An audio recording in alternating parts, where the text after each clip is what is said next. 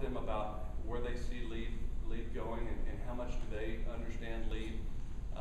That would be my first step, is to get with them, see what sort of what kind of resources they can provide without from a lot of these big corporate vendors like ABM and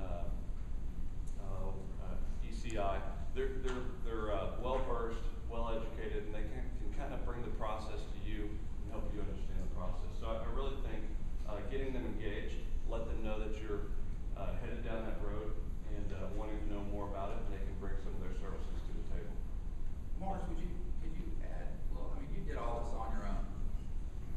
Could you add a little something to that? I mean, you started it without any formal help from an elite AP and took your building to a great lead rating. Thoughts? Well, what I try to do is I kept asking questions. I kept, like Andre was saying, you bug your vendors and you ask them, is there a better way of doing this? And sometimes you have to push them a little bit.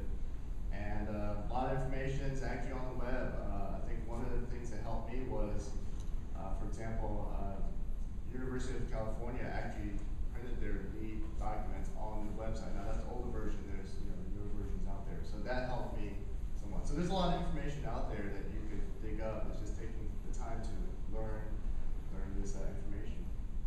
Great, thanks. And this question to all of you: what have you learned from greening your property?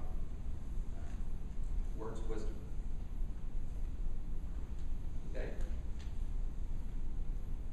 Well, for us, this has been a long journey. We didn't start this to try and get a lead building. About 10 years ago, we started to try and become more efficient and save money in our electricity and our water costs. And that just kind of mushroomed into, hey, we're doing this stuff and it fits in the lead. Why don't we get our lead designated? Sure. And so, I think that's where we have to start, is the low cost and no cost things, and then see where it takes you. And the biggest concern for us when we got started in this was we have an older building, and the water requirements for lead were a big problem, and we had to go through and change diaphragms, change some flush valves, and fix our faucets. And turned out, once we got into it, there were ways of doing this without spending an arm and a leg, without replacing all the toilets. And it just took us a while to come up with the answers. But I think just going into it, and you mentioned this earlier, that it sounds like we don't take money into account, but really that was the genesis of this whole program for us, was to save money. Then we're not only being green, but we're lowering our operating costs with that. Yeah, that's great. I guess what I learned is just basically taking baby steps and being committed. I think being committed is, when I first started this process, I wasn't even green at all, but I think this is about the same time when I had my daughter. She's now 4, and so I thought this is something good, for the future. So I thought it was a good process to go towards being green. Like I was saying before, it's taking steps. And so I know the lead process. I mean, when you buy the book, it's like 500, 600 pages, and it's very daunting. But you take it to little portions, take baby steps. For example, I'll talk to my landscaper and ask him all sorts of questions of what type of plants you should use. Drip irrigation, which one's good, which is bad. You ask, I was saying before, you ask a lot of questions. So then you get comfortable with that process. You don't have to be experts at it, but at least you get comfortable with it, and then you go to the next item and do the same process. And eventually, next thing you know a little bit of everything that where you can moving forward as being green. Great. The next question I have is for you. It kind of leads into the same thing. So you've been through a number of certification processes.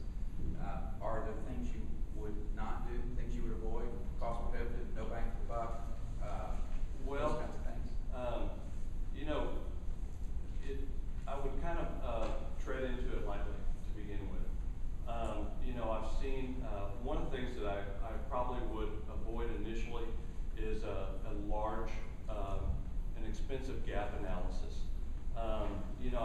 been out there and I've talked with enough people to know that there have been a lot of fairly expensive gap analysis done to kind of understand this lead process, especially when it first kicked off, and I think some of those have gone away. But, you know, I think looking at your facility, talking with, engaging somebody who understands the lead process and understands what you're looking for can do a really quality feasibility study for around $5,000 to $6,000. And that's a comprehensive look. That's an engineering member and an architectural member looking at your facility, what attributes you have that are going for you, what's going against you. So kind of, you know, slide into the process. I think Morris hit the nail on the head. It's a journey. It's a long learning process, and it's always changing. So, you know, easing into it, finding the right consultants that have done this, you know, 20, 30 times. You know, one of the things that I wanted to mention is that, you know, green is changing daily. You know, products are changing, services are changing. I've probably changed my policies 10 times since I started. And which is why, you know, I think a relationship with people in the industry that are doing this day to day, because as things change in a rapid way, you know, you have to stay up with it, and you have to keep improving those policies, and you have to look to see what works and what doesn't work. And improving and constant improvement keeps you in line with everybody else out there and all the vendors out there that are moving forward. So just understanding that it's not something that you can go out and do and then walk away from and say, okay, now we're green. It's, as a lot of you know from greening your facilities, once you get started, you're not going to get off that bus. You're going to stay with it, and you're going to ride it all the way, you know, as far as you can go. And the things that you start with are probably going to be a lot different than the things that you end up with. So keep trying to weed out what works and what doesn't work.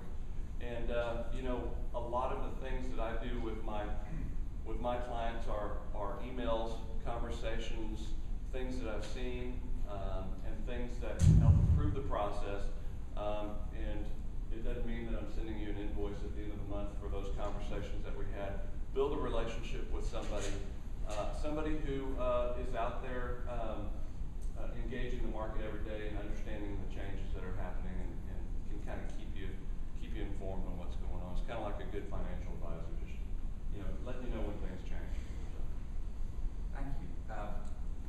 Dave, Andre just mentioned a lot of ways to get into this, and some of that, there is money to be spent. Are there best practices that you can share how to leverage no charge green consulting services from service providers? And has it been successful? Yes.